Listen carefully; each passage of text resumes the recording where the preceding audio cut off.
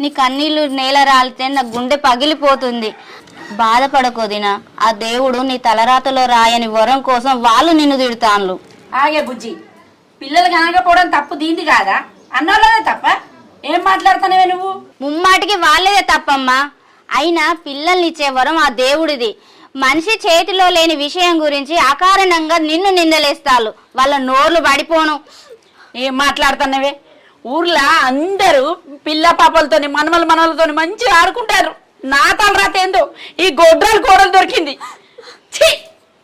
ఏందమ్మా మళ్ళా ఈ నల్ల ముఖం ది ఈడ కూర్చొని ఎడుతుంది? ఏం లేదురా, ఊరంతా గొడ్రాలు అంటారట. గుమ్మం ముందు కూర్చొని ఎక్కెక్కి ఎడతా ఉంది. ఉన్నమాటనే కదమ్మా వాళ్ళు అన్నది. గొడ్రాల్ని గొడ్రాలు అనకపోతే ఇంకేమంటారు? ఛీ, నా బతికెందుకు ఇట్లయిందో ఏమో. నా తోటోళ్ళంతా 2-3 పిల్లలతోటి సుఖంగా ఉన్నారు. ఇటువంటి నల్ల ముఖం దాన్ని చేసుకొని నా జీవితం పాడైంది. దరిద్రపు